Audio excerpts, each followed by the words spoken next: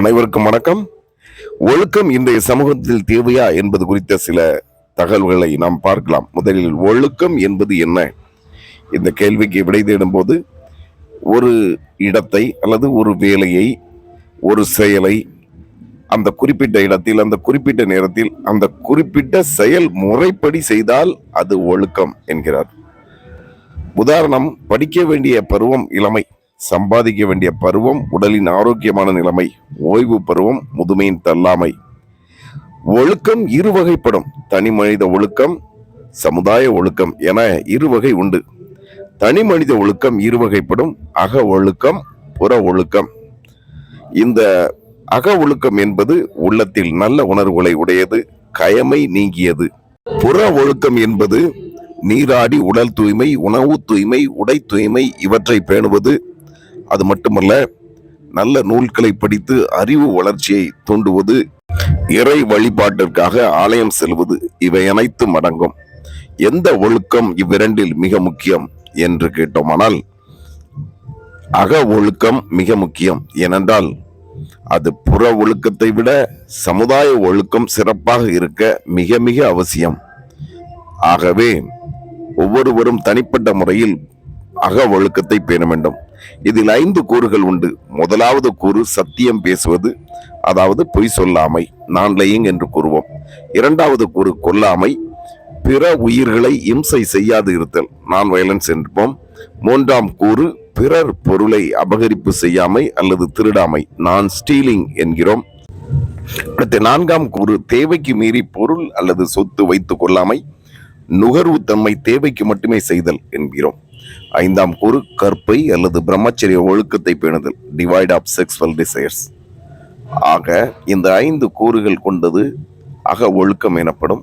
இவை ஒரு பண்பட்ட சமுதாயத்தின் மிகவும் முக்கியமான அங்கங்களாகும்.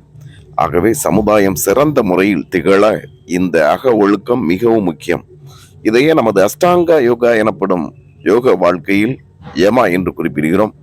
இதைப்போல் தன் தனிப்பட்ட முறையில் சமுதாயத்தில் எப்படி திகழ வேண்டும் என்பதற்கும் ஒழுக்க நெறிமுறைகள் புற ஒழுக்கத்தில் உள்ளன. அந்த வகையில் யோக வாழ்க்கை நெறியில் புற ஒழுக்க நெறியினை நியமம் என்று கூறுகிறோம்.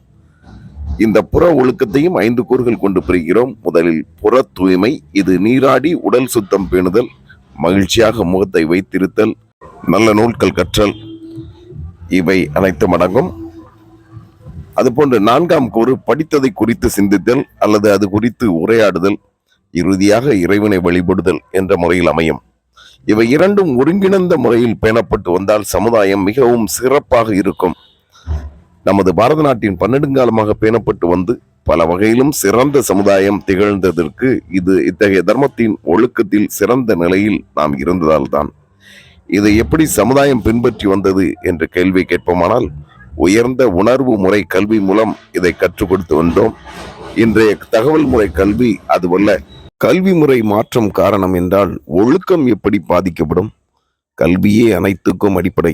அதை மாற்ற எதையும் மாற்றம் செய்ய முடியும். நல்லவனை புறக்கணிப்பதும் கெட்டவனை சிறந்தவனாக காட்டுவதும் கல்வி முறை மூலம் மட்டுமே நடக்கும். அப்படியானால் இன்றைய கல்வி நிலைமை எப்படி உள்ளது? ஒழுங்கற்ற நிலை எங்கு நோக்கினும் இருப்பதை நாம் காண்கிறோம். எது சரியான பண்புகள் என்று பன்னெடுங்காலமாக நம்பப்பட்டு வந்ததோ அதை மூட நம்பிக்கை என்றும் பிற்போக்கு சிந்தனை என்றும் வாழத் தெரியாதவர்கள் சிந்தனை என்றும் கருதப்படுகிறது. இப்பொழுது இன்றைய சமூகம் மேனாமினுக்கியாக வாழ்வது, விதவிதமான ஆடை ஆபரணங்கள், வாகனங்கள், ஆட்கள், படைசூழ, அதிகாரம், செல்வ செருக்கு இவை போன்றவற்றை காட்டி மனித மனங்களில் கீழ்நிலை கவர்ச்சிக்கு உட்படுத்தி சமுதாய சீர்கேடுகள் அதிகம் ஆவதை காண்கிறோம். இது திருந்தி மீண்டும் உயர்நிலை பெற நாம் என்ன செய்ய வேண்டும்? இவற்றை எங்கு தொலைத்தோமோ அங்குதான் தேட வேண்டும். எனவே கல்வி மூலம் மட்டுமே அது நடக்கும். அப்படியானால் இறைவன் தான் அதை மீட்டு தர வேண்டும். காலம் அனைத்தையும் தருவதற்கும் மீண்டும் பறித்து கொள்வதற்கும் என ஈரியல்பு தன்மை உடையது. எனவே நற்பண்புகள் பறிபோய் கொண்டிருக்கும் இது மாற காலத்திற்காக காத்திருப்பதுதான் வழி. தனிப்பட்ட முறையில் மக்கள் விழிப்புணர்வு பெறுவதை தவிர வேறு வழி ஏதுமில்லை. உண்மையில் உண்மையான நாட்டம் இருந்தால் இறையருள் துணை இருக்கும். நன்றி.